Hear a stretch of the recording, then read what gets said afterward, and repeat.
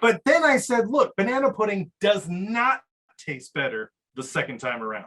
It just doesn't. I'm sorry. I'll die on this hill. Weird hill to die on, but at least you're dead. Hey, patrons, I'm the first one that you can hear. I win today. Oh god. Oh shit. I gotta unmute. That's my clever way of telling the guys to unmute because people are actually going to try to listen to us today. Our patrons, the people who pay to listen to us live, can actually listen to us. Whoa. To be honest, the people we scammed into paying to listen to us live with promises of goodies and shiny things. It's my $32.99 a month. Weave. I love how it's just like coming in and out, and so it's like Sailor Jerry, nothing. Sailor Jerry, nothing. Sailor Jerry, nothing. It's a gateway weave. Your mask of mirrors could use some. Oh god. A gate weave, if you will. There's nothing wrong with those weaves. Oh. Anyway, Wow. it's another Tuesday.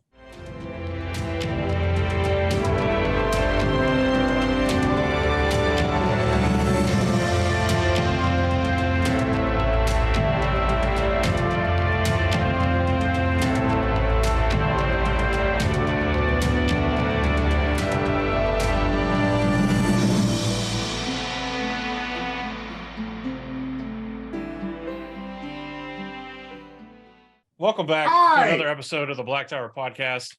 I am one of your hosts, allegedly, Andrew Yobajan Mahale. He is allegedly Andrew. And I will confirm that. We're doing alliterations today. Mahale, the one who disappears. John Cena Mahale. Josh. And I am your Amin Khan Mahale, the definitively Daniel. Somebody stuck with it. I appreciate you, Daniel. I mean, he kind of did too, if you just count John Cena as one word. If he's John Cena, Josh. I don't count John Cena as any word. Mostly because you can't see him. But that's the nice answer. Yeah, let's go with that. I'm just not a fan of like WWE or same. I actually think he's very funny as an actor. In fact, him and The Rock both like missed their calling by doing wrestling in the first place. Anyway, wasn't he in like Daddy's Home too? Like he was the stepdad in Daddy's Home too. He was the second stepdad, and he was fantastic. That was great. Okay, I retract my previous statement. Topic of discussion. There's a fourth illustriously bearded gentleman with us this evening. Gentleman's a stretch, but illustrious. It's a huge stretch. Is factual. Hey, sir, tell us who you are and where you come from and all the goodness. Where did you go and where did you come from, Cotton Eye, not Joe? Cotton Eye John. No, I'm John from WotUp. I run a Wheel of Time YouTube channel. I talk about Wheel of Time show news. I do some interviews here and there, talk about the book series. I mispronounce shit all the time. Wrong. That's pretty much what I do. So you can find me over on YouTube at WotUp, and I have pretty much the same handle on Twitter and Instagram. So just search WotUp and you'll find me. You're also muted in Discord. Two things I'm muted in Discord. Yeah, you can unmute in Discord, by the way. Okay. Sorry. All right. Now I got to go to Discord and figure out how to unmute myself. Yeah. So if you go down to the same place there it where is. you did, Hello, everyone. There it is. Hey, now they can hear you. So patrons, make sure you watch the episode back, and you can finally find out who our John from WotUp is. Yeah. Also, I just already said all kinds of terrible things. I want to say two things about John. First and foremost, the good, because John is so well informed.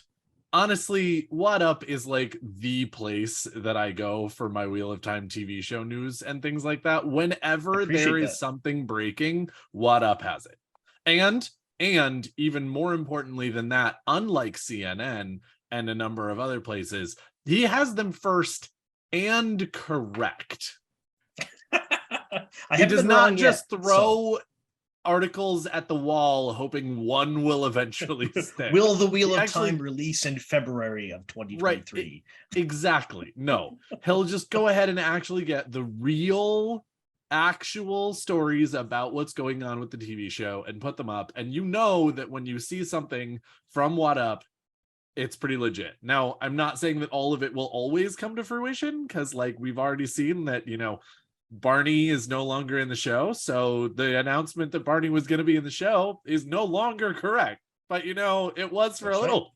It was for a It little while. was at the Yeah. time, and that's It was at the time, exactly. So, I'm not going to say which website, but there is a certain website that does news articles that does that quite a lot. And that part makes me not like them. But one of the other things they have done is they have also credited and featured several or John and your videos several times in their Yes. articles. I think So, like- someone just subscribes to the channels like new video. Here's an article. Yeah, right. Yeah. And then number 2, I do want to talk about the bad. John There's a lot. just said I mispronounce things a lot incorrectly, which based on the double negative rule means that you say things a lot correctly. The fuck Never So said I I was an just- English major. Just saying. Just saying. Other than that, it's great. And I Very will good. say, I think we might be trying to tie, and you might actually have me beat for who has the best left arm in the Wheel of Time fandom. Yes, Oh. with the tattoos. Yeah. Yes, yours is your left arm, right? Or is that your right? Yep. Yeah, that's my left arm. Yeah, that's my left Okay. arm. I didn't know if it was mirrored or not. So. No, that's You that's, can that's my tell left. by whether you I can think. read the shirt. I don't know. If you can John, are you read the gonna shirt, be it's at, not weird. Shut up with your ShortCon logic or and making WotCon sense. at all? Unfortunately, no. Damn it. I've been trying to go for 3 years, but unfortunately, due to the nature of my job, it's really, really hard to travel sometimes, Understandable. and Understandable. I can't What I can't region? go away again this year. So What region are you located in? I'm in Halifax, Nova Scotia. Nova So, Scotia. Yeah, Yes. Canada. I'm Okay. Canadian, eh? Oh God! All right. I'll- Well, I'll that's donate why her he some likes moose meat, eh? Gawayn. He likes everyone. He And does that's the it right yearly there. ritual where he Oh, takes you know, all of he's his just- Gawayn hate He's and he We just have a puts shrine it out in on the the backyard. Canadian geese, and then Those they cobra just chickens hate attack us, Gawayn. eh? It's definitely not like your unique time zone threw me off for the last like 3 days.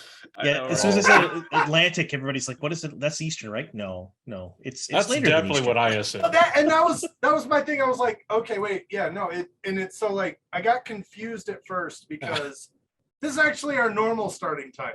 But you were like Atlantic. I was like, cool, Atlantic.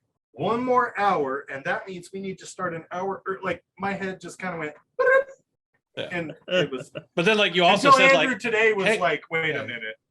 yeah. Because you also were like, I think you like made some statement like, oh yeah, he's on the Atlantic like you are, Andrew. And I'm like, I guess like I'm on the Atlantic Ocean. Like Yeah, my brain. No. But if you find yourself in that level of confusion, you know what can help you have the energy to unfuck your brain hole? W Energy. It's fantastic. It's delicious. They have these fantastic little double D anime waifu bottles, shaker bottles. You can put your protein in the anime waifu bottle only. You know.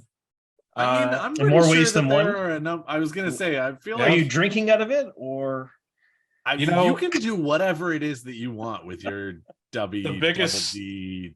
The biggest Waifu bottle. sacrifices require the strongest wills. So if that's all you got, then do what you got to do.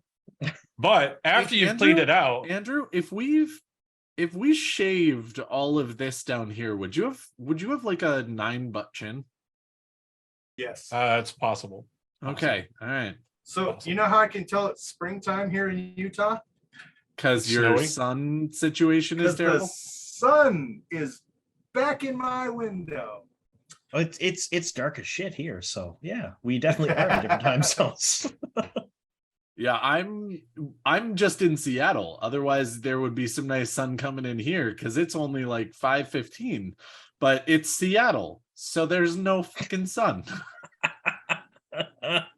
So that was our Well- plug for W. Go to w.gg, use code W.gg. BTP to get 10% off of your jitterless, crashless, artificial bullshitless free energy powder. Use as instructed. Don't do like Josh and do 2 scoops at once and then jitter around all over the place. Even though I just said it's jitter free. Not Ignore the that. first time you do it. Build it up, like it's C4 protein. So See, I need speaking of something sponsors. else, I don't have sponsors. That's what I need. Oh. I need a cool sponsor it's definitely like with so anime it's one of boobs. those. It's one of those weird sponsors where you give a code and then you get commission on the sales. Yeah, But we it's pretty actually cool. do have a legitimate sponsor that That's we do true. plug pretty regularly, but we do Whoa. also have a couple of other. I don't know if Andrew, that's the don't. phrase I'd use. Andrew, don't. I can That see one it of in us- your eyes. That one of can us see plugs somewhat cut regularly. it with and this the wee rest of shit. All us- right. But yes, we do also have partnerships that we also talk about. Very good. But Okay, so this is Before we get- actually a Wheel of Time chat. Is Yeah. it? For those of you who were unawares, and we do discuss Wheel of Time things. Now tonight the light is is no blessing your exception. mouth. What? The light is blessing your mouth. It is. Never mind. Cursed. Tonight we're actually kind of readdressing a subject that we have discussed before, but we're readdressing it because we brought in an expert. Okay, we brought in a fresh perspective, and That's right. you know, we keep getting told that the Black Tower, we just agree on everything all the time. We don't actually have discussions. It's just one big Wheel of Time circle jerk, and everything is wonderful. Where we spend the first 23 minutes talking about beer and being frat boys. That's right. We are just frat boys who agree with each other all the time. But Yep. before we tell them the subject, Andrew, do you want to provide some protections for our fair citizens? I definitely can. And like I did for the last 3 years I was in the military, I'm going to delegate that duty to somebody else. This time it's more shoddy. Not supposed to be more shoddy, but Welcome okay. to the Black Tower, a Wheel of Time podcast. All right, let's check this one. This podcast episode will likely be spoiling all the books in the series, but if Daniel is in charge of the recording, it'll never hit the editing bay. So just in case you're some masochist Patreon supporter who hasn't read the whole series and just gets off on being part of lost episodes, how about you put that spoiler condom all the way on? And it's even funnier because, well, it's not funny. It's even sadder because he's not here for this one. Yeah. It's our unofficial fact checker, Mahel, who tries to in live time tell us when we're wrong so we can edit it out and look smarter whenever the episodes go out. Being wrong's part of the fun, though. Yeah. No, we Sexy- have never. Sexy I don't think Shoddy we've has our ever back. actually edited out. What we do is we keep it in, and then we keep More Shoddy correcting us, and then we keep us correcting ourselves on air from what More Shoddy told us, and so it's just more content. There Join you go. us for our revisions reel Sunday night. at Longer 2 minutes. in the Yes. morning. Speaking of things that both aren't more content and things that we don't necessarily want more content of, but we're doing anyway. What are we talking about tonight, Daniel? All right, guys. So as you know, we have actually already done a background breakdown on this character. And all of us are a little torn. I mean, because there are a handful of good things that we've said about this character, but overall, we are not on this particular character's side when it comes right down to it. So we brought in a friend who is on this particular character's side. Friend is a strong word. I got as the one of- tattoos to prove it. As one of the only people in the fandom who is. And we are going to sort of give over the floor to this particular wonderful guest to give us the case for Gawyn. So, John, the floor is yours. Give us the case for Gawyn, and then we'll have a bit of a discussion about whether you've changed any minds or changed any hearts or have any things to say, or if we just need to excommunicate you from everything. Sounds great to me. Sounds fantastic. I should also warn you. I should also, just out of fairness and full disclosure, that I did sit on a panel. He did. I sat on a panel, and Critter XD and I were prosecutors in the trial of Gawain Tricand. So I just want you to know I will give him a fair shake, but just letting you know up front. Legally, I must let you know. No, I had her on my channel, and we talked about Wheel of Time for a bit, and Gowan obviously came up because her favorite character is Egwene. And Wait, what? I know no one knows this. It's really weird. But I missed this I news. It wasn't in a WotUp video yet. I didn't change her mind, but I made her think a bit. So See, there's and that. that's what we're looking for. If you can change minds, I'm gonna be impressed. If you can make us think, that is what we're hoping. Take it away, Jeez, John. I can barely think myself, let alone make other people think. So obviously he's one of the most hated and reviled characters in the fandom. That's a given. Almost no one likes him. But the same can be said about my second favorite character, Fail. Nobody likes her either, which is really fucking weird to me because I think she's awesome. But that'll be a most people different didn't. episode. Can we just end this episode right now? Just done. Just done. What? How do you wait? Okay, all right. Stop. I'm starting to notice a pattern. I'm not so sure. Hold on. What are your thoughts on Elayne and Alviarin? I don't like either one of them. So excellent. All right, cool. We're good. All right, go ahead. number 3 is Varen, so we'll go with that. So okay. Well, yeah, Varen is objectively everyone's number 3. Come on. Yeah, 100%. No, I'm just kidding. And three shifts with every read, but Gowan and Fail, they stay pretty much the same and have been since I started reading the series when I was 9. So they've pretty much always been there. But I don't, and I want to clear this up right away, and it's something I say a lot because people think, well, Gowan's such a terrible person. He's horrible. Why can't anybody like him? I don't like him because he's a good person. I don't like him because he's amazing, because he's Prince Charming, because he's the epitome of hero. I like him because he is incredibly well written. He is one of the most real characters in the series, and he reacts probably 100% on point with the way that a young, spoiled, privileged man at his age would, given the information he has. And he's damn near perfect when it comes to that. And that's why I love him so much, because you know exactly what you're going to get with him the whole way through the book series. He doesn't deviate. There's no big shifts. There's no gotcha moments. It's like, yep, you gave full spoilers. So you know when he dies, you're like, yeah, he's going to fucking die. He's going to ruin some shit along the way doing it. But he never wavers in the fact that he thinks he's right, based on the information that he has and his upbringing and his background. So everything he does is perfect, just fucking perfect for his character. And that's why I love him so much. Like, not because he's a great guy, because he's totally not. All right, cool. I love the answer being that you love the character for the flaws and the kind of device that the writing of the character, like the meta reasons for the character. And I think probably most of the people that don't like Gawain, and I know myself included, and probably my co-host here, we don't like Gawain, or we have our issues with Gawain because of the character he is. Has nothing to do with the meta. I think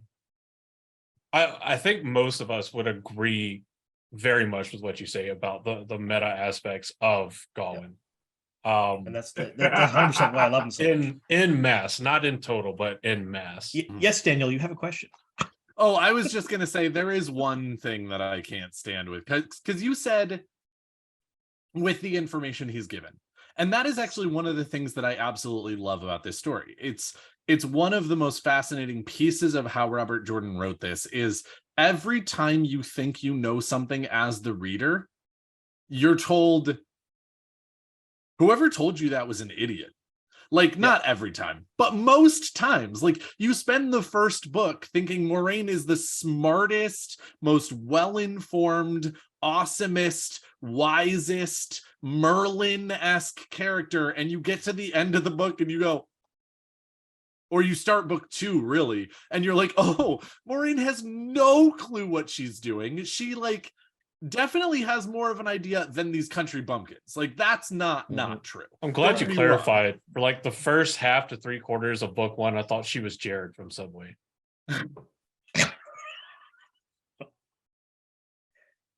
So if you don't so get that that can be joke, taken you're a not few- old enough. that can be taken a few different ways, but I think I know Yeah, what it you can. mean. Indeed. And yeah, that's terrible. But Maybe yeah, the witch from so- Hansel and Gretel is a better example. Andrew, That's There a we better go. example. Andrew, Yeah, we no. got our dark humor out of the way in the pre-show. Okay. But yeah, If you so want to again, watch the it's- pre-show and find all the reasons why we should be canceled, you have to be a patron. Indeed. Also, if you want to listen live to our episodes, like the people are literally right now being able to hear this on Tuesdays, also become a patron. That and the pre-show actually only cost $1 a month. That's the lowest tier. It's amazing. And we're happy to have you as the lowest tier. That's not like, oh, you're the lowest. No, like it's literally just come in, be a friend. all You're, be a part you're of it. not We even are all real happy. people at that point. Not Wow. even real people. So You are family members at that point, John. Family. thank God No, somebody some knows of the our people that name. work at McDonald's. But anyway, so yeah, someone has to run Just the AFEs. to finish sort of what I was going for here. I love that Robert Jordan clearly writes pretty much throughout the entire series, and when Brandon picks it up, he does a pretty good job through the last 3 books and whatnot of saying everything I tell you from a particular person's point of view is suspect.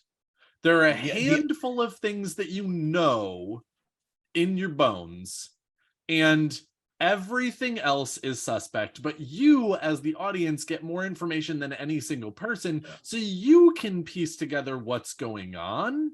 But again, everything you're told as being objective truth, think about who you heard that from, not just Right. what they said. And I completely agree with John about, for most of the series, Gawain has particular information that he goes off of, just like everybody else. Communication's not great in the Wheel of Time. Like overall, messages aren't great in the Wheel of Time. All of these different things are true. However, There are a few spots there where is a point there is a point. where Yes. Gawain stands there and says, this is what I believe regardless of any information that I am given. You know, And Mhm. that There are is probably- where I lose him. there That's are where I probably lose him. alligators in the water, but I'm gonna swim anyway. Like, So and I I get can- that I that's can- real, and I appreciate Oh, that, it's John. it's but at amazingly the real. same time, I'm also standing there being like, can we not have QAnon members in the Wheel of He doesn't go that far. He doesn't go that far. But yeah, no, he's a so if you look at the characters of Elayne, Gawain, and Galad, I always thought of them as 3 parts of a whole. So you have Galad, who's pure logic. Together, He's we pure- make one pure- idiot. Yeah, he's pure logic. He's pure right. He's just the way he is. Gowan is pure emotion. He's just he's nothing but feelings and a ball of weirdness and anger and hate and love and all kinds of other crazy shit, and probably a ton of hormones considering he's in his late teens. teenager. Yeah, and then you have Elayne, who's supposed to be, and I'm yeah, loosely, she's supposed to be the perfect amalgam of the two. Although she's not exactly one of my favorite characters because she does a poor job of both of their sides, but she's supposed to be the amalgam of the two, at least in my mind. So him being totally emotional, totally irrational, he can have Egwene stand in front of him and say, well, I know this for a fact. You're being an idiot. And he's going to go, too fucking bad. I don't give a shit. in my heart of hearts, I feel it's completely different and you're wrong. And I can tell you for a fact, when I was 17, 18, 19, 30, 35, Last week. last week, my early 40s, there were Next a year, lot, next 7 year, years from now. there were a lot of times when I factually knew something. Like intellectually, I know this is true. This is happening. And then I go, fucking nope, that's just not it. And it's wrong. And now that has a bit to do with my makeup and the way I am, and some of my neuro divergent type tendencies that I have. So for those you don't know, I've independent ADD, a little bit on the spectrum as well, tested that way. So there's that, right? And emotion plays a big part in your life when you have that those tendencies. And Gowan, certainly he's totally in there with that shit as far as I'm concerned. So he just, nope. And he does his own thing, but he stays true to it the whole time. He never once goes, you know what, maybe I'm wrong. He just believes the whole time that no matter what, the earth's flat. We never went to the moon. Like he's just one of those the whole time. Is he like, is he ADD but permanently stuck on the hyperfixation Maybe. side of ADD? Yeah. I was asked if I had any hyperfixations, and I just kind of went. Wait, you're hyper fixated on Rand? That's why you like Gawain so much. He's also hyper fixated. That's two things that I absolutely love about what you said. One is, I will agree with you 100%. And we actually did bring this up in the last episode we discussed, where Gawain is one of those characters who is written so well. And that's why we hate him. Yep. Because we all know a motherfucker who did that. And we said to him, don't do that. And they went, I'm going to do that. Fuck you. Don't tell me what to do. And we went, no, really. Don't do that. You'll die. Or something along those lines. And they still did it anyway, just because they were like, no, I know that I have the best, ideas. I got the best ideas, the greatest ideas anyone's ever had. A lot of people. That's who smart people. That's who Gawain learned it from, not Gawain. Egwene told me every night I have the biggest and best ideas in the smallest hands. Which leads me into the second portion of that, and this might be where we deviate a small bit. I have alleged, and I have fought for my perspective, that Gawain and Elayne are the same person. They are two people, and you can tell this is a pretty divisive opinion, but they're two people who are I want to strangle him every time he starts this. One thing. Elayne was trained to become queen. Gawain was trained to become first of the sword. Okay. Elayne goes to the tower and deviates from her quest momentarily to play at being Aes Sedai, but eventually is able to come back and do the thing that she was trained to do. I heard a collective gasp in the fandom when you said play at Aes Sedai. But Gawain never gets that chance. He does. He gets the chance, but he doesn't take it ever. By the time by the time he gets that chance, he's so deep into this sort of deviation from his path that it's difficult in that moment to make the right decision. And we see that, and I'm not saying Gawain is an addict by any means, but this is an extreme example that might help illustrate my point.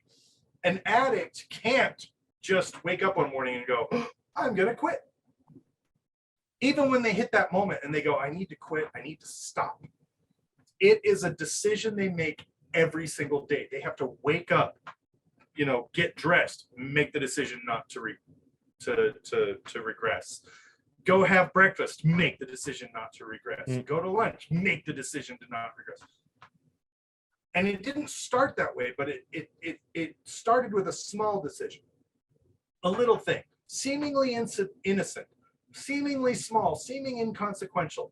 And you make these little teeny decisions and you veer off of your path, which Gawain didn't necessarily do the wrong thing in the beginning. He did the best he could do with the information he had.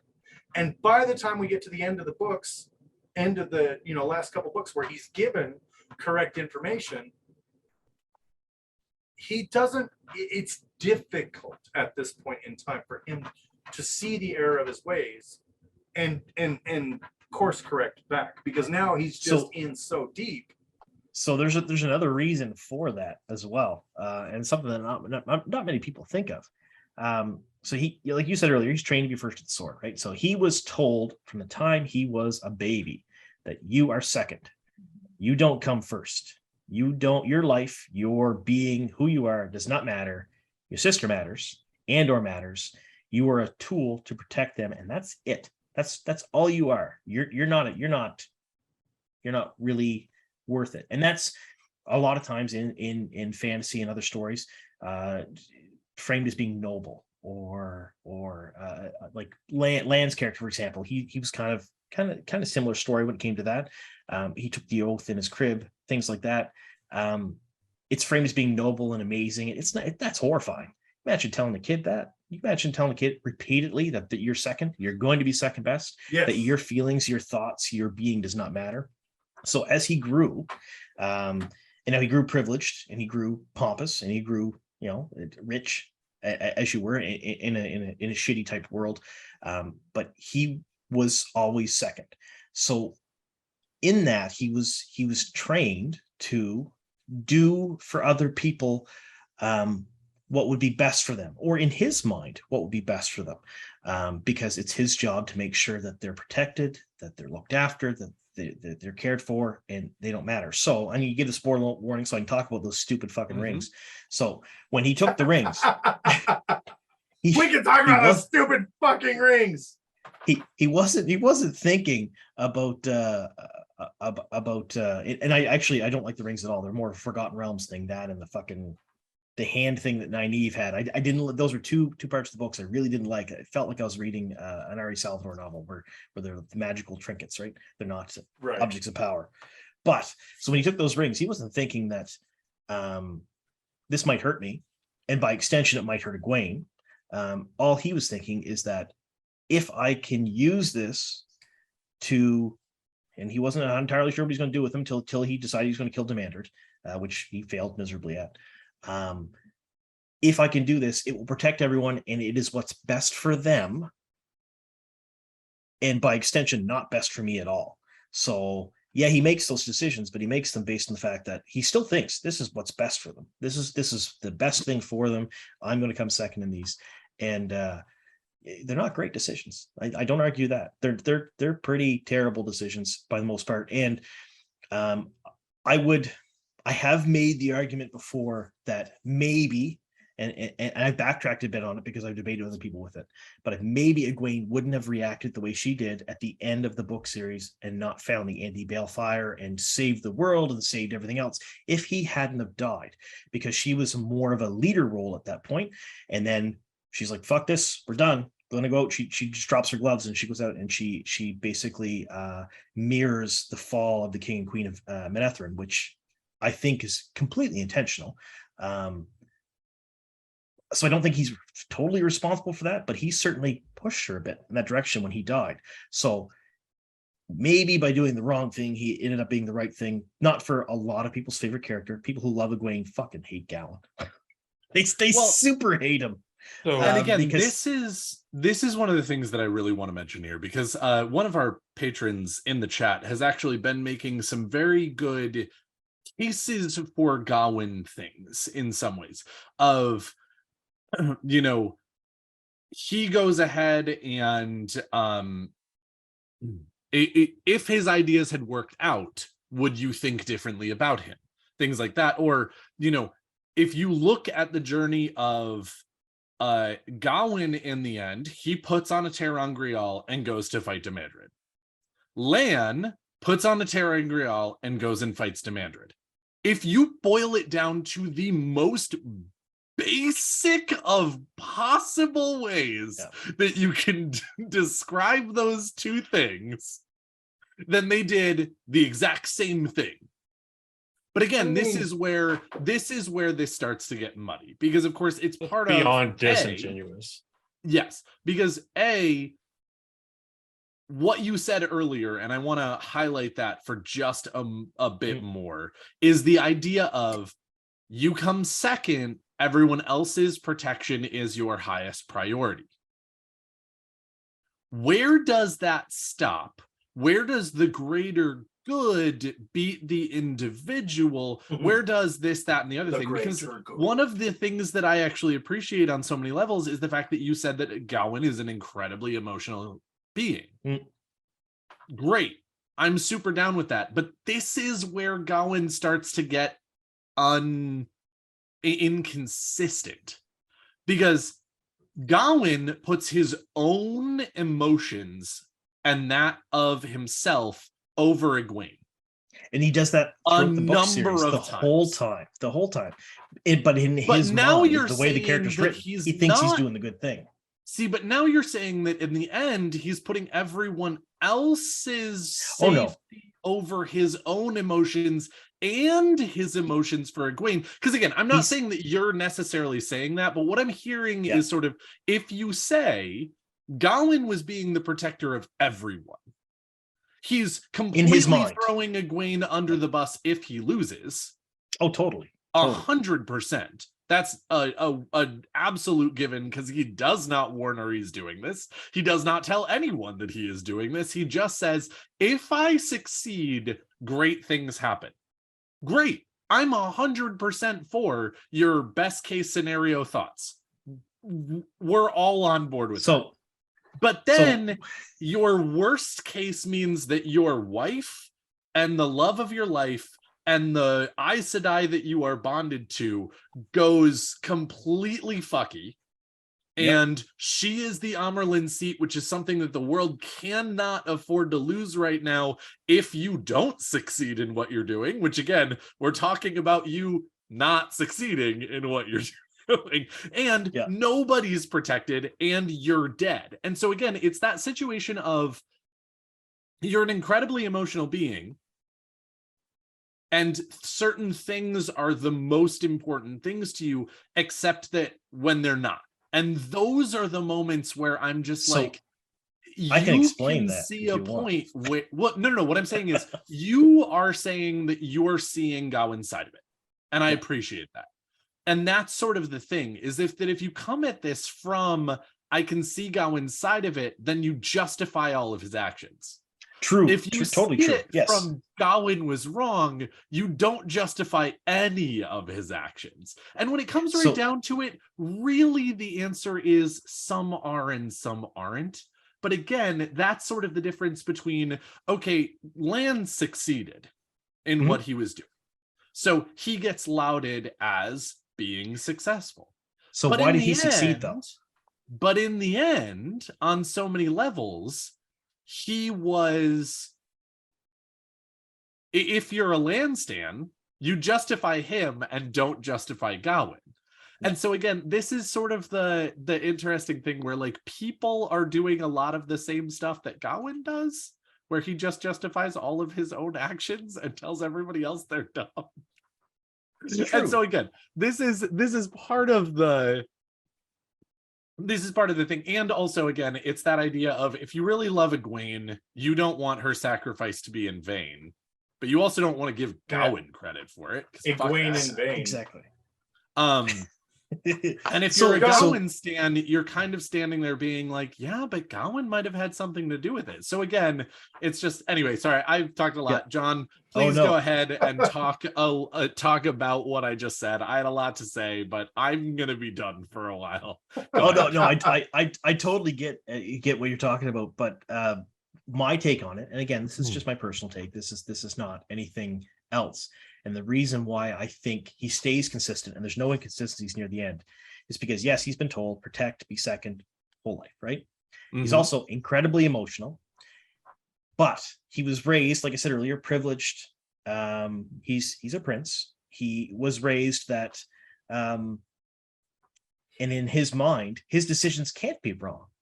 They can't be. So he never once, and you can correct me if I'm wrong in this, but I don't believe he ever once sits down in the book series and goes, well, if I do this and it doesn't work out, how is that going to affect the people around me? I don't think he does that. I think he goes, if I do this, it's going to end amazingly and the people will be fine exactly how I want them to be, because that's his character. That's how he feels. He just feels he's emotionally like this. I do these things. I'm the hero of my own story because I'm a prince. I'm all these great things. He's real. He's not super likable, but he's real in that way because he never varies in the fact that he thinks he's always going to be right. So he went into that fight with Demandred. I don't believe he went into that fight thinking I'm going to fail and Egwene's going to die and this is going to hurt the forces of the light and all these other things are going to happen. I think he went in there thinking I'm going to be a fucking hero and this is going to be great.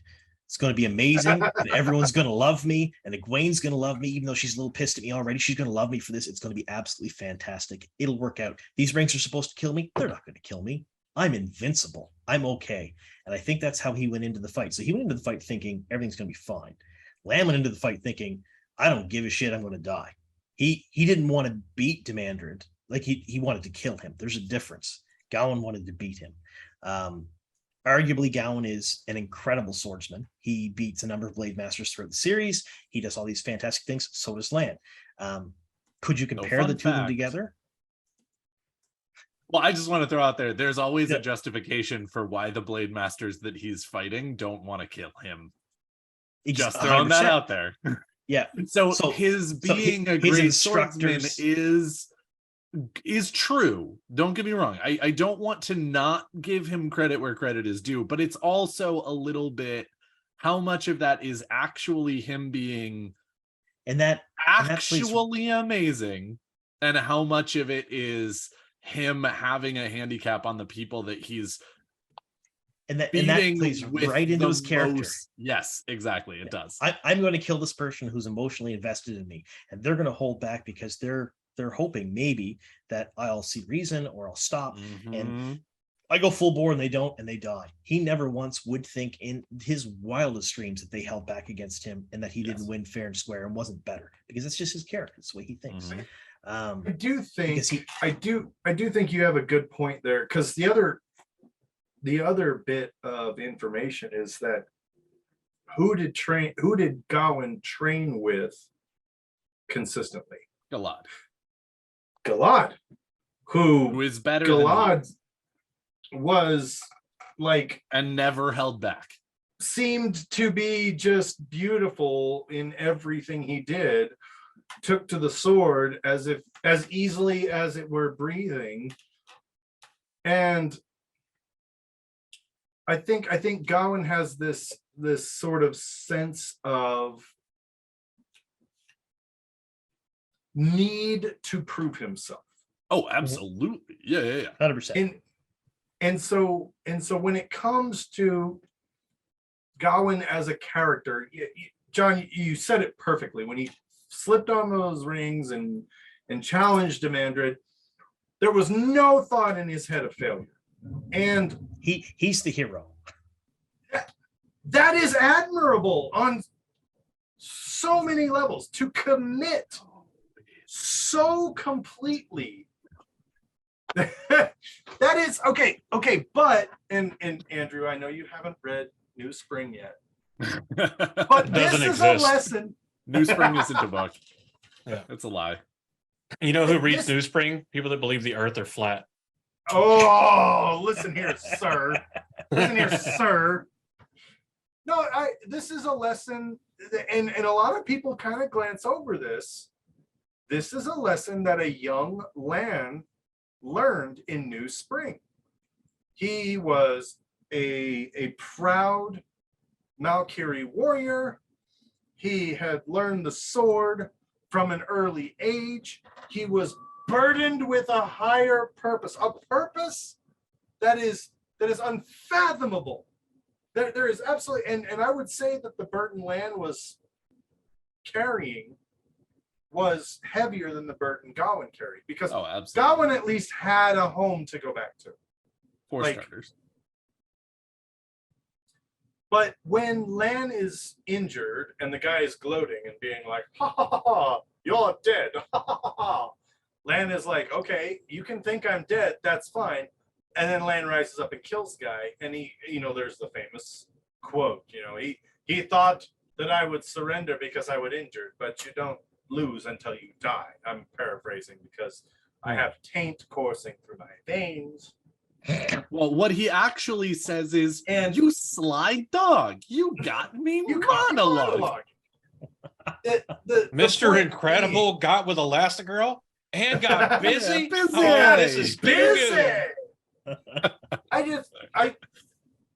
Andrew, help me out here because I know you've had some things to say about Gawain in the past as well. Well, I want to go back to the dewy slopes of the now ancient topic of his training as first Prince of the Sword. Mhm. Very good. I like the direction you were going in, John, but I'm going to disagree. Not in Sure. the way that he was important, but in the way that he didn't even get the benefit of being named important enough to be second. Because if you look at Elayne, her entire time in the palace is training to, I don't know, rule the largest kingdom in the Westlands by landmass and population. Mhm. Absolutely rule it.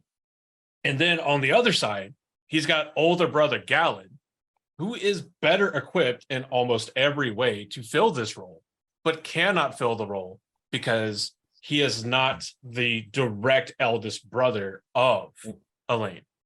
So he has no obligations. The crown expects nothing of Gilad other than to not be an embarrassment. So that's what he does. For Galwin, Oh, he is absolutely. an he embarrassment. gets Come on. told that he has to fill, he has the obligation of filling a role that has, it's that job that has an incredible description, but you sit behind a computer all day clicking a refresh button on your computer doing nothing of actual consequence. You are a placeholder. You are a ceremonial figure to go out and about, because you wouldn't also be the Queen's military advisor if you were also the commander general of the Queen's armies. It's because the Queen can always override what you say. And so the Queen, being ultimately responsible for the military defense, conquest, whatever happens, is going to be infinitely more immersed in the aspects of ruling. Now, you will be there as a confidant. You will be there as that advisor role. That's absolutely true. But you will not be in anything other than ceremonial status, the leader of the armies of Andor. Sort of like a yes man. And- Like, yay, everything's Yeah. great. You're And the- fantastic. Yeah, and if we need to confirm the ceremonial status of the role of First Prince of the Sword, we need look no further than the fact that you swear these life-binding oaths before you can even actually understand what an oath is. You're so young that you're swearing things that are absolutely inconceivable to you. It's absolutely See, that happens inconsequential. more than once in the series, and they treat it as a real thing. So land, for example. Yeah. Because it looks nice and it reads nice. Oh, 100%. And but I'm not saying that perhaps maybe it isn't ceremony in some way, shape, or form. But he's directly responsible for her safety. Essentially, is what it is. He's supposed to be there to make sure that she's alive, she's well, she's healthy to fulfill her duties before he fulfills his. Because his duties are to make sure that she can do hers, essentially. So Well- maybe ceremonial. But if it was, it probably still would play into the whole of I don't actually get to do anything, maybe, and I want to do some cool shit. That could also play into it if that is the case. I don't know. Yeah. I haven't really thought about that before, but I do like where you're going with it. Yeah. So, I mean, that's kind of what I'm getting at is it's ceremonial in the fact of when it comes to Elayne's health and physical, like healthiness of well-being, you have Lenny and a litany of other nurses and attendants and these kind of quote unquote medical experts to be there.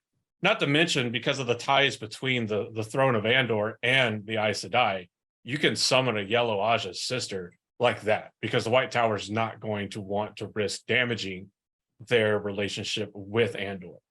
When it I'm not going comes to to say like, that he would heal her, but he would definitely throw Well, himself in yeah. front of the bullet. yeah, so and to speak. that was the next point that I was getting at, is you have the entirety of the Queen's Guard. So he's a glorified shift manager at best. And I don't think he actually gets any true training of consequence until he leaves and goes to the White Tower. And even then, he's not training as First Prince of the Sword. He's not training as the Queen's brother. He's not training as anything that he thought that he was going to try to be. He's training to be a warder. And by the time he I goes thought through you this, said warrant. And I was like, Warrant Gallon? Yeah, that makes No. sense. By the time, because even by the time he finishes with all this training, because the thing, if Gawyn took his oath as seriously as even half as serious as Lan took his, Gawyn wouldn't be off gallivanting across the Westlands with the younglings. Well, that's the thing, is he did take it seriously, but in his mind, what he was doing was fulfilling it because he was so fucking messed up. He was so emotional. Like, Lan is infinitely more mature and learned more lessons than him much earlier. That is absolutely Gowyn's what, 17, I think, at the time of the series, maybe 16. I'd have to look it up because I don't really recall his age right now, but he's mid to late teens. He's pretty young. And yeah, he acts just like a teenager would. Like, yeah, he has all these things, these other things going on with him, but he's still a teenager. He's still pretty shitty at everything he does. By the way, he is 19 at the beginning of the 19? story and Okay, 20 so 19. by the end of it. That's even worse because then you have all the hormones and all the other stuff. Like, it's like, I know a lot of 19-year-old young men. I've mentored a lot of 19-year-old, 20, 21-year-old young men, and they're the shittiest human beings possible in a lot of different ways. So I don't know. I read read Gawyn as the guy that gets the figurehead title, and he knows that it's a figurehead title. This is a ceremonial role. This is an inconsequential, unimportant in the actual scope of the world and how your nation or kingdom goes. And he refuses to accept that his role actually doesn't matter and tries to actually make it something that does matter. And whether it's because he's a teenager and he doesn't quite get it, he's got the hormones raging on, he's got the incorrect information, he refuses to admit that he's wrong about information, he just outright refuses to accept information that is directly fed to him on the silver platter that he should be so used to eating off of, being this absolutely spoiled royal. He doesn't. And it's his decision making that I agree with you in the scope of the meta part of the character that makes him very good and believable. But as an individual, if we were to assume that Gawyn was actually real, it's the stuff that is so unbelievably misguided and stupid that it makes you sit there and scratch your head and wonder, how did you ever survive to be the age you are now? Like, you are the reason that warning labels exist on coffee cups to say contents may be hot. Would I go have a beer with him? Yeah. No, 100% not. Yeah. But he's my favorite. Mainly, it's a matter of reasons why I like him so much. Why I think he's such a great character. But yeah, no, I totally agree with you. The fact that he is, if he was a real person and he was here in this panel, I'd have him muted. So, yeah. So I mean, I do think initially when I thought of this idea, I had a far more elegant and nice way of saying the thought that I had about him being a figurehead, but it worked well. It was good. You articulated it very well. It's at least argumentative enough to where it can make a good sound bite for people to click on the video. Love it. Well, Love I want to throw out there, because I actually think that this is one of the beautiful things about this book series, and this is one of the beautiful things about sort of what's going on right now, because I agree with both of you so hard. I think that Gawyn is actually very well written. I really do. I actually think that overall, everyone, if your book does not include characters who are the dumbest motherfuckers you've ever met, then they're not real. They're not real. They're absolutely not real. Everyone knows somebody who is the reason warning labels exist. Or Darwinism was successful in your world. Sure, there we go. But yeah, everybody knows a person who is the reason that they just stand there and want to throw them out of a bus. Like, again, every group has one. And if your group doesn't have one and you're looking around and you're thinking, oh, we don't have it, it's you. That being Well, it's said, like the old adage goes, if you meet an asshole on the street, okay, you met an asshole. Tell them to pull But their if pants up. everyone you meet is an asshole, you're the asshole. yes. Think about that. Yes. Think about that long and hard. Hey, Facebook, I'd like to report this post. I'm in it and I don't want to. Oh, But no, sort of this is one of the problems that I have with Gawain, is that he is well written for being shit. Yeah. He is well written for being bad. But again, it's the hypocrisy of the character and the stupidity of the character and the never understanding himself of the character that is one of the reasons that I think many people don't like him. Because again, Yep. If this is a figurehead, if Andrew's sort of statement and sort of thing is true, and he doesn't have any role in the palace, okay, that's fine. Don't worry about it. Once the world goes to shit, you don't have to be the first Prince of the Sword anymore. You can fuck off and do whatever you want and do all of those different things. But if that's true, stop trying to fucking protect everyone. Stop trying to act like the first Prince of the Sword if you're not gonna do your first duty to your sister, who's the person that you actively swore the oath to. Or conversely, if you do actually take that very seriously and you don't think it's a figurehead position, and you actually, now that you understand the oaths that you took when you were a baby, why are you gallivanting around the world so much? Go back to your goddamn sister and protect her from all of the shitty things that she's got to deal with. And she's trying to be the Queen of Andor, which was literally the only thing that you had as a responsibility for your entire life.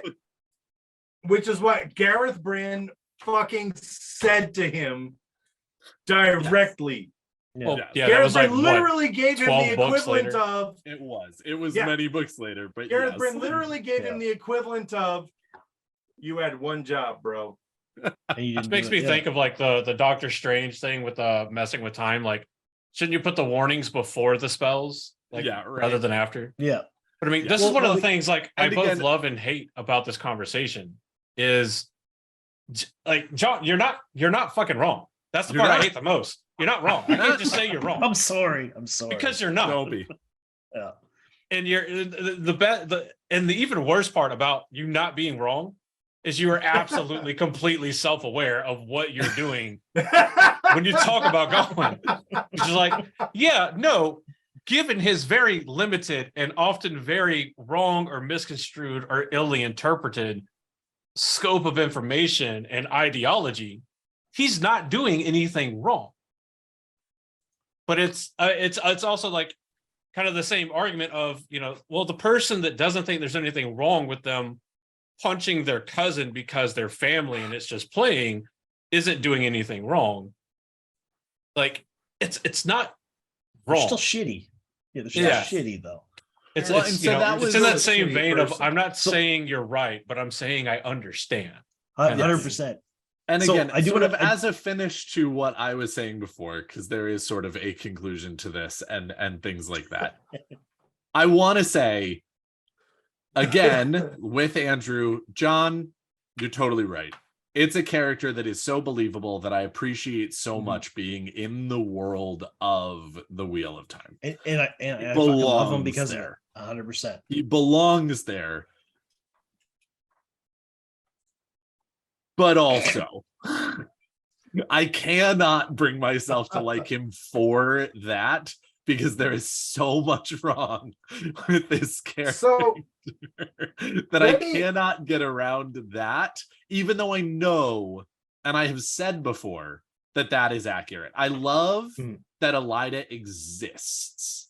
I love that Gawain exists. I love that a number of characters throughout the whole thing are Exist. in They're there, the yeah. story. That does not mean that in any way, shape, or form I like them, and they will never make my lists for characters I like, even though I 100%. appreciate their presence to round out the story. Well, when I think of the Wheel of Time, there's not a single character, and I think I can honestly say this: there's not a single character in the books that I hate. Like, there's nobody I go gross. I don't like them. There are a number of Maybe characters that would Andrew. never make my list. for different reasons. So Gawain Vile. would never make my top 10, not top 5, not even top 10 list, because of the way her story arc goes and the way she acts and things like that. That's a few hour conversation, but I appreciate the character for who she is, and I don't dislike her, but she'd never make my favorites. Same as Nynaeve. She'd probably never make my favorites because of her flaws, but I do like her. Rand's not even top 10 for me, nor will he ever be top 10 for me. He's just not he's okay. And a lot of people say he's the main character when realistically the book has many main characters, but he would never make my list, not in a million years, because that goes against the definition of main character, but okay. Well, you know what I mean. Like there is many central characters, I should say, rather than there you go. character. No, I Yes. completely agree with that word choice. Many But if central you're gonna characters. say main, John, there is John, a just in main case you weren't character aware, where there isn't. Daniel loves to split hairs. I do. Well, I don't have many, so That's we're why okay there. so many of mine are. But, you know, I so love- I understand. Oh, like, finish up, yeah. Like, yeah, like with Rand, like he's one of the. If you had to pick a main character, I guess you'd say it's Rand. Although there's a lot of arguments that there isn't a main character in the books. Sure, and but that's an argument. But he wouldn't even make my top 10 because Sure. he does so much shit that I don't like, and that I didn't enjoy, and that I didn't think was well written in certain ways. That doesn't mean he's bad or I dislike him, but it just happens to be that I enjoy the things that are how Gawyn was written a bit better. I would say that's probably why. One of the things I used to say, and I still do, but vastly the people I speak with the Wheel of Time about these days are online with people who have already read the series. But one of the things that I say consistently to people who've not read the series, when they ask about, oh, okay, well, what's that about? And I say, look, it's a really great series. It's a fantasy series where there's magic, and it's a quintessential battle between good and evil. There's a savior character who is supposed to save the world, but the twist is that this person is going to go insane, and you don't know if he's going to save the world or if he's going to destroy the world. And you don't know until the very last chapter of the book. And they go, oh, that's compelling. That's interesting. And I go, but the thing that makes the books readable, because everybody's read 200 fantasy books, 200 drama books, 200 drama TV series, that is a quintessential battle between good and evil. Everybody's You've read a that. TV series? Everybody's done that. Everybody's watched that. Andrew. It's such a dick. It's what I do. What sets the Wheel of Time apart in my mind and in my heart, and I still hold true to this today. What sets the Wheel of Time apart? Whoa, my pronunciation is going. It's time for a little drinky poo. That'll help. What sets the Wheel of Time apart from any other fantasy series, or from most other fantasy series, is that the characters have depth to the degree that you can absolutely love this character in this chapter and then absolutely want to strangle them in the very next chapter. But the character is consistent. They are a consistent character. And we have discussed this on the show numerous times, where we have talked about that Robert Jordan did 10 million named characters in this series, and every single one of them 2,782. That's the magic number. And every single one of them are written as consistent, unique individuals with consistent, unique perspectives. And if that isn't S tier levels of writing, I don't know what is. He was Tolkien-esque in his world building abilities. He was really, really good at that. Yes. And you're saying like every character's so in depth and so different and whatnot. I find that every single time I read the series, and I've read the series a fair number of times, depending on where I'm at in my life, what's going on with me, how I'm feeling. And this can vary from book to book. I like different characters. I identify with different characters. I see different things. I want to skip certain chapters and points of view. Bless you. But it's like you said, consistent, but they're so well written that you emotionally identify with different parts of it every single time. Like even on my last reread, I was noticing things that maybe I've noticed before. I don't know. It's possible. I get a goldfish brain, so it goes away pretty quick. But it seemed new to me, and that in itself is hugely magical. Mm-hmm. Yeah. So I am going to hop in here and give my sort of final thoughts on this whole thought experiment and the episode and whatnot. And I'm going to start with, I completely, utterly agree, John. That is part of the magic of the Wheel of Time, is not only does the series itself grow, not only does the series itself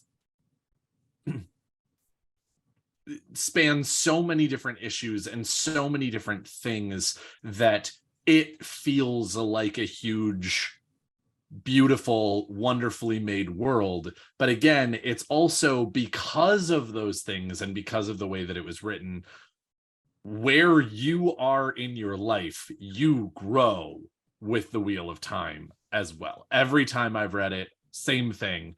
I get different things out of it. I feel different characters more and less. And in fact, I mean, literally the first time I read this story, I was such a Rand stan. And like, I'm certainly not going to say that Lan was not in my top 5. He was, but literally every time I read the story, just Lan and Rand do this. Like every single time they just get, like, Lan gets better and Rand gets worse, literally every reread. And so again, I completely and utterly feel you on that, and I appreciate that so much. My last thoughts as far as Gawyn is concerned is, fuck Gawyn. Like, he's so awful. He's so awful. And as you said, And I don't disagree at all. If he And was Egwene here rigorously. Multiple times. Yeah, and if he was here, I would absolutely ask Josh for host permissions so that I could make him not be here anymore, because he is insufferable. But again, I will die on the hill with you that if we're just going by characters that make the world real, characters that round things out, and characters that I appreciate existing, that I would have left out and made my story less realistic because of, Gawyn, Fail, Elida, Alviar, like all of these characters have got to be high up there because I can't fucking stand a minute of them. But again, I go to work every day and there's a human being that I work with who I can't fucking stand every day. It makes the world real. Erasing that person is not the way to make your story realistic. It's not. Including that person and letting your fans decide whether they like them because they're well written or hate them because, oh my God, this fucking person. That is how you make a good story. That is absolutely how you make a good world. And I keep going back to this story along with so many other people, including everyone I'm on screen with right now, because this exists. So thank you, Robert Jordan, for including Gawyn. Thank you, John, for appreciating characters regardless of their flaws because they exist. Fan club of one. Right? And so again, there you go. Gawyn, you definitely don't get a pass for your actions, but it's a good thing you're in this story. I'll take second here. So I'm gonna say what all 4 to 5.5 listeners We have been screaming at the screen for like Let's half see. the episode, or screaming at their Zane. phone. Rafe Judkins, one of Yosha. the podcast guys. That's probably Joe. He's watching his Joe. favorite. No, it's Jono. Jono. Yeah. Jono steals our jokes. Yeah. So Yosha and who was the other one? We did actually have, and London. It's London. London, that's right, London Yeah. River. Yeah. So there's absolutely two different sentiments and arguments to be made here, right? The statement of him being a good character from the meta part of the function of the character being a realistic representation of humanity and just human nature, and being a completely believable character that adds realism to the world is beyond valid. And again, I fucking hate you for it, John, because it's right. It is. Absolutely. But it is also 100% separated from we live in the same world. This is how I would feel about this person in real life type of argument, the character in world versus the meta part of the character. And I mean, if you, like us, feel so strongly about the character as an individual, as if Gawyn were real, just reinforces the points that John and so many others, maybe not so many others, but that John has made about why as a literary element and an element of the story from an outside of the world perspective is so good. And I both, again, love you for it and hate you for it. Because I get it. again, you're not wrong. I love it and hate it so much. I mean, because you're right. And like everybody's already said, we all know a Gawyn in real life. And we all feel the same way about the Gawyn in our real life. But I can never excuse the character. In my book, there's far too many things that just like, you look straight forward and you're like, oh, everything and every fiber of any rational person says, do this. I'm going to go this way. And I can't stand it.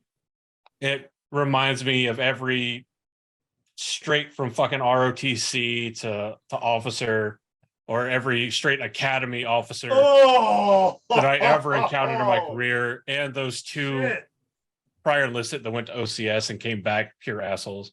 Reminds me of you. You know who you are. You don't listen to this because you're not cool, so I'm not worried about it. Not that I would be anyway. I got my DD-214. You can kiss my ass. But I love being forced to love and hate other people's opinions, because ultimately I love the kind of logical arguments more than just about anything else. So thank you so much, John, for that. I'm going to try to consume enough whiskey to forget that I ever agreed that Gawyn was in any capacity good before tomorrow. Otherwise, I will just be staring at the ceiling in disbelief at work. I was just going to say, John's the kind of guy that when you see him in real life, you want to punch him in the face and then buy him a beer. Probably why we've never seen him in real life. And John, I'm going to give you the last word. So I'm going to go real quick. But I want to say that, one of the things that I will have to say, Gawyn is one of those characters who is written extremely well. It is a character that we all know in real life. And as we've said, I'm just drawn this way. Again, as we've said again and again and again on the show, Robert Jordan does a really amazing job of writing real human situations into a fantasy series. Yes, in the Wheel of Time, there's magic. In the Wheel of Time, there's swords and all these Trollocs and Dreadlords and the Dark One and Shia Ghul and the Blight. Things that don't exist in our world, things that don't exist in our existence and reality. But what does exist in our existence and reality are people making poor choices. People making poor choices that offend and frustrate you. Of course, I know him. He's me. People. You set me up perfectly for the Star Wars. You did. stuff. I Come did. on. I walked right into that one. I did. People you know and care about making poor decisions that you wish you could say something to them and stop them from making the poor decision, but know that anything you said wouldn't help. It would just spur them on. It's a really difficult place to be. And I imagine, and you have the problem too of Gawyn being a natural leader. Sorry, guys, he is. He's a natural leader. When he calls people, they come. When he says, I need you to be here for me, Andrew. He maxed wisdom, but he like got like a 10 base or he maxed out charisma, but got a 10 base in wisdom. Yeah, well, and that's the thing. He's a super amazing leader. He's been trained to be a leader.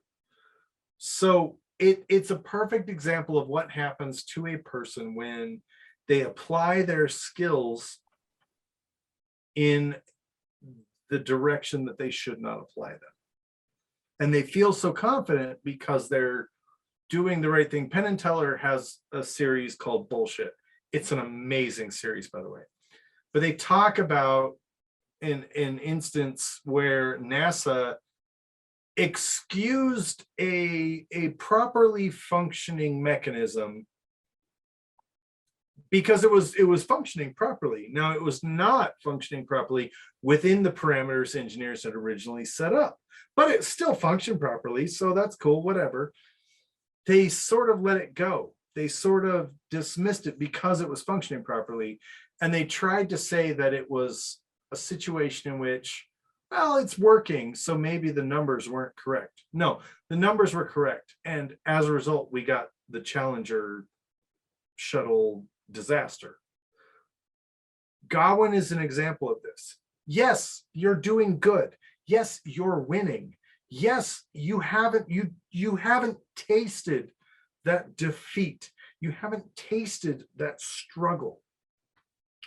You know, your struggle up to this point has been, I'm not as good a sword fighter as my brother. Like, come on. He's a person we all know. As a result, he is a extremely well-written character. Do we like him? No. Would anybody? Well, John, you don't. yourself, is this someone I'd have a beer with? Absolutely not. It's you're the kind of guy that we talk to and we say, please stop. You're being a jerk. And they go, no, I'm the coolest person ever. Like, don't you know? Why don't you love me? Because I can't lose. Don't you know? And they get their bell rung way too late in life. And I think that's the tragedy of Gawyn. It's twofold. One, have you ever heard the tragedy of Gawyn? So stupid. He never gets to do the job that the one job he was trained to do. And by the time he is told that that's what he should be doing, he's too deep. And the second, because he made bad fucking Wookie and he went to sleep in the forever box. Is he balls deep in love? And the second failure is I forgot because I'm ADD and drunk. John, send us home, man. You stand as a pariah. Oh God, as a Gawyn stan. And it'd be so hilarious if John was like, "Go home" and just disconnected from the call. I'm done. Send John, us home. We'd absolutely love to have you here. We Put belong. in the appreciate last it. word. Tell Wheel of everyone Time. that hates Gawyn why they're wrong. Let's do it. Let's go. Robert Jordan. Go big or go I home. think I don't Let's think there's fucking anything go. else I can. I don't think there's anything else I can say about the character that hasn't already been said in the last hour and a half. But like I said, beautifully written. One of my favorite, like my favorite character of the series. I love the character to death for all the reasons we talked about today. He has all of the tools to be the perfect character. He does, and to be loved by everybody. But the toolbox is locked, and he doesn't understand how a key works. So That's just They that's just didn't the way teach him to he use a is. key. They taught him to use a wrench. That's right. He didn't get the course on how to use a key, so he couldn't open the toolbox. But yeah, no, this is great fun. If you don't mind, I'm going to plug something right quick. Please Before do. we go. Absolutely. So for everybody listening to Black Tower podcast, if you're not already aware, and I hope most of you are, Watt Idol 2023 is happening Mhm. very shortly. So we just recently extended the deadline to April 7th to pass in we give you an extra 3 or 4 days to pass in your submissions, because a lot of people are very close. So if you have a submission, please submit it. Go to whatidol.com. All the rules are there. If you haven't done anything yet, do something real fast. It doesn't really matter. We like submissions. I've watched personally, I think 15 or 16 of them so far, but I haven't watched them all yet. And their talent this year is steep. And if you don't know what Watt Idol is, it's a parody contest for songs that have the Wheel of Time as the basis for The them. So backdrop. yeah, so you think what Weird Al did with all his songs, only with Wheel of Time instead. And it's a whole lot of fun. We're hoping to get some special guests on this year. We haven't confirmed anybody just as of yet, but we're hoping. We're working on it. If it doesn't happen, you'll get to see me, Matt the Dusty Wheel, Lauren from running around with the pattern, and the interim innkeeper, Anas, who's there doing his thing with Matt right now. He's going to be on with us as well. We're not really judges. We just kind of show them, but it's a whole lot of fun. The shows are going to happen the week of April 10th. So you're not thinking, I think it's the 10th and the 15th, like a Wednesday and a Saturday-ish, somewhere in that time frame. We're gonna have the shows. And I believe the finale will be on the Saturday at 12 p.m. Eastern. We haven't hammered out a time yet. But if you haven't submitted something, submit it. If you don't know what it is, go to whatidol.com. There's all kinds of little tidbits there about it. And you can watch the last couple of your submissions. And it's a whole lot of fun. It is realistically one of the best times I have in the fandom is doing this every year with a couple of the content creators. So So and there's Hey, prizes. God, You can I win get shit. it. I'll submit my video. God. Fuck, so get you to know, it. John, and so anybody Yes. watching this publicly when it comes out knows when he says the deadline is the 7th, that's today. If Yes. you're watching this when it releases publicly, that's today. You have So- you have 3 hours. Go. Do you have like Go. a Now! time Now! zone cut off? Do it now. Midnight. What time zone? I think it's midnight Eastern time is what it is. Okay. So, Midnight. So it's actually already over? If Yeah, it's you're- the midnight at 7 Damn it, or the Daniel. 7th at midnight. well, Okay, it'll be look. the 8th, I guess. When the midnight 11:55. hour okay. moves The to the 8th. midnight. It's I- the midnight. Okay, cool. Great. Great. Yes. John, So I'm just last year we gonna had say Marcus this. Rutherford on. We had Hammett Animation on. We had who plays Facts. Perrin and Loyal from the show. They were there. We had all kinds of really great guest judges.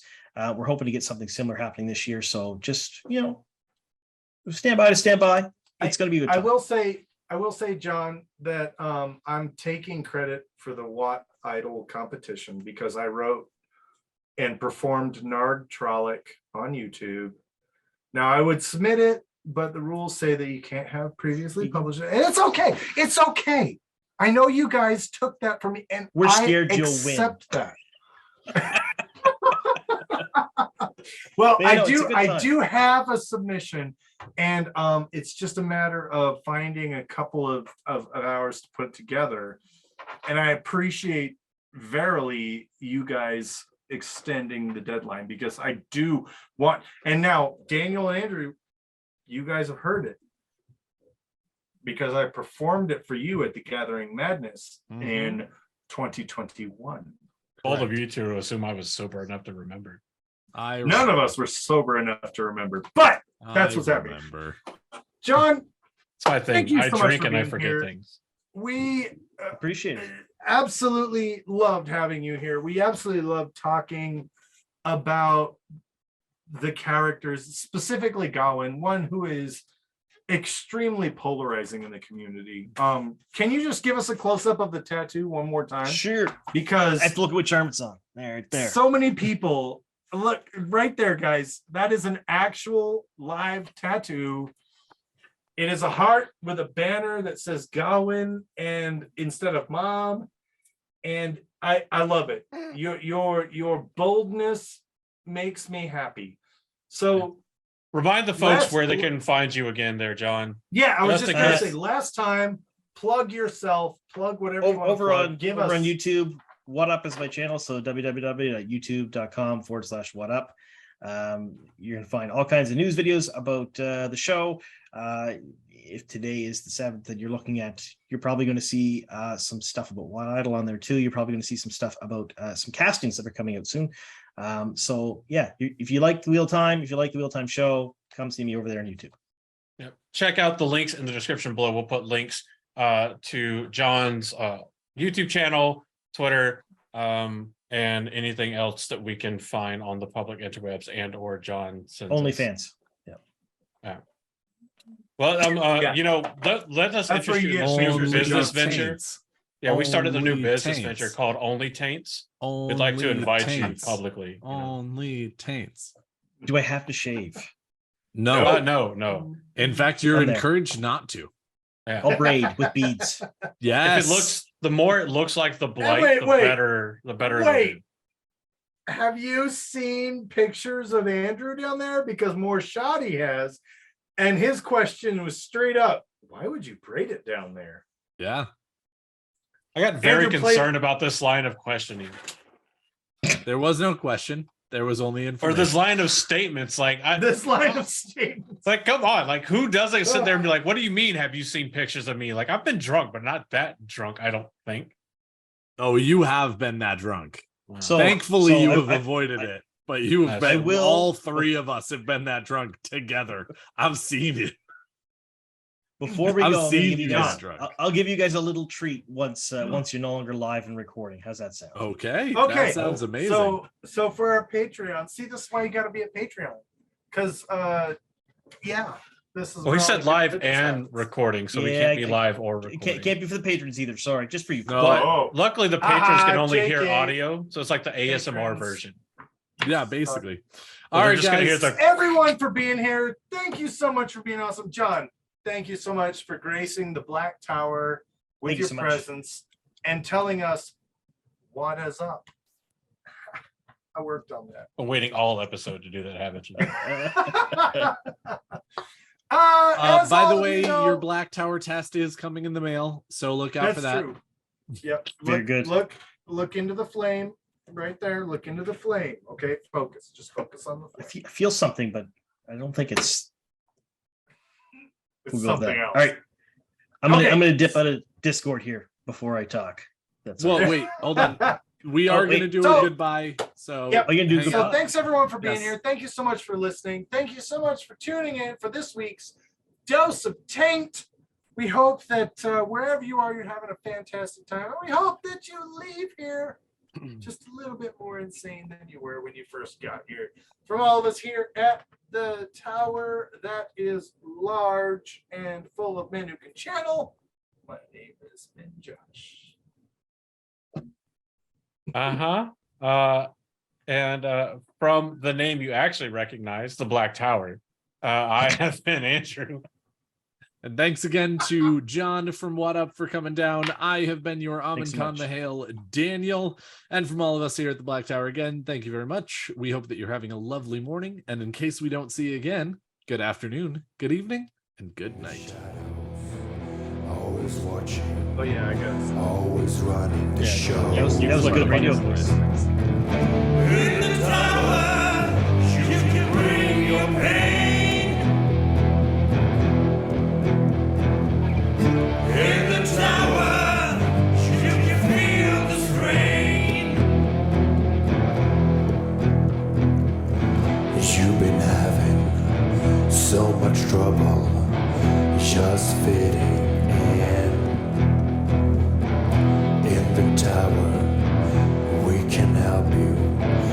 We will make you sing. In the tower, you can bring your pain. In the tower, you can feel the strain.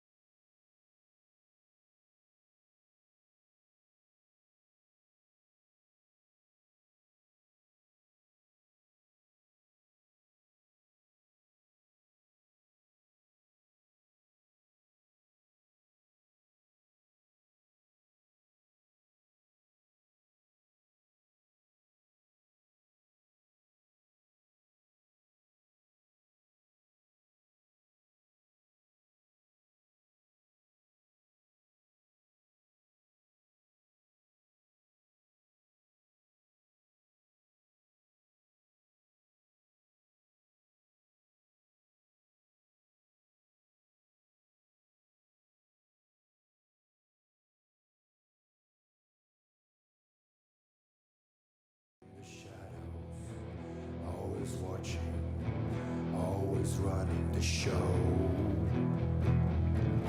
In the tower, you can bring your pain.